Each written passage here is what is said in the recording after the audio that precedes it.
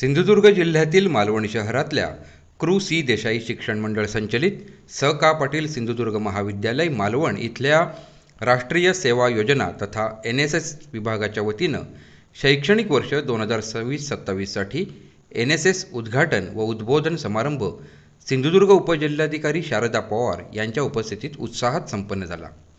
मंगळवार 25 ऑगस्ट 2026 ला महाविद्यालयाच्या कैलासवासी नरहरी प्रभू झाटिये सभागृहात या कार्यक्रमाचं आयोजन करण्यात आलं. यावेळी व्यासपीठावर प्रमुख अतिथी सिंधुदुर्ग उपजिल्हाधिकारी शारदा पवार, कृ. सी. देसाई शिक्षण मंडळ मालवण कार्याध्यक्ष साईनाथ चव्हाण, स. का. पाटील सिंधुदुर्ग महाविद्यालय प्राचार्य के. रापते, माजी विद्यार्थी संघटना अध्यक्ष सुधीर धुरी, राष्ट्रीय सेवा योजना कार्यक्रम अधिकारी डॉ. सुमेधा नाईक, प्राध्यापक डॉ. D.V. हारगिले, IQAC समन्वयक प्राध्यापक संग्रामसिंह पवार आदी मान्यवर उपस्थित होते. राष्ट्रीय सेवा योजना लक्ष्य गीतानं तसंच मान्यवरांच्या हस्ते वटवृक्षाला जलसिंचन करून कार्यक्रमाची सुरुवात करण्यात आली.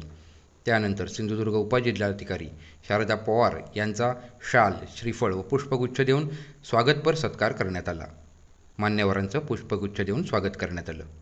यावेळी राष्ट्रीय सेवा योजना कार्यक्रम अधिकारी प्राध्यापिका डॉ. सुमेधा नाईक यांनी NSS स्वयंसेवकांना उद्बोधन करताना NSSची स्थापना, कार्य, महत्त्व, संघभावना, नेतृत्वगुण, सामाजिक बांधिलकी आणि व्यक्तिमत्व विकास याबाबत मार्गदर्शन केले. NSSच्या नॉट मी बट यू या ब्रीदवाक्यानुसार स्वयंसेवकांची समाजात भूमिका असावी.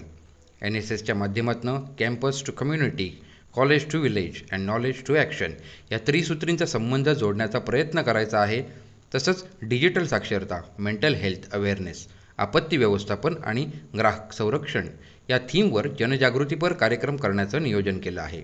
यासाठी कोळम, सर्जकोट व साळेल ही दत्तक गावं घेण्यात आली असल्याची माहिती प्राध्यापिका डॉ. सुमेधा नाईक यांनी यावेळी दिली.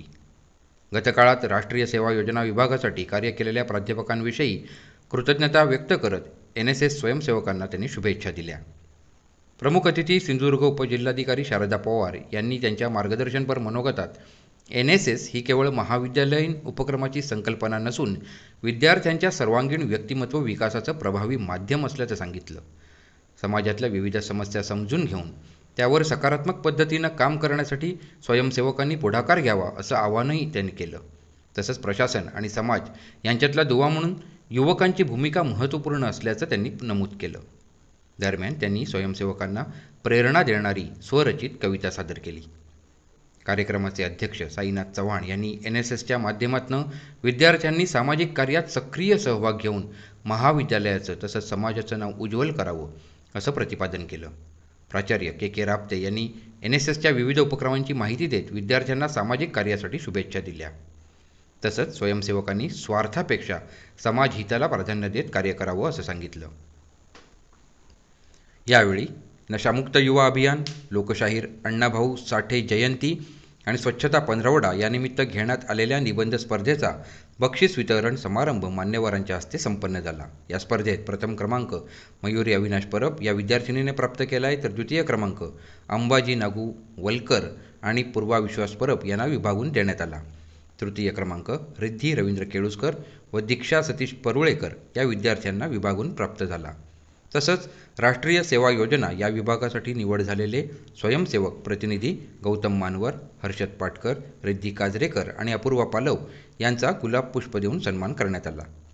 यावेळी व्यासपीठावरील मान्यवरांसह प्राध्यापक डॉ. हंबीरराव चौगुले, प्राध्यापक शंकर खोबरे, प्राध्यापक डॉ. M.R. खोत, प्राध्यापक अनघा टिकले, प्राध्यापक रोहिणी फाटक, प्राध्यापक रामचंद्र तावडे, इकोमेट संस्थेच्या मनीषा पारकर, प्राध्यापक, शिक्षकेतर कर्मचारी व NSS स्वयंसेवक उपस्थित होते. कार्यक्रमाचं सूत्रसंचालन NSS कार्यक्रम अधिकारी प्राध्यापक संकेत बेळेकर यांनी केलं, तर प्राध्यापक योगिता सावंत यांनी आभार प्रदर्शन केलं. सानिका वांगणकर, आपली सिंधुनगरी न्यूज.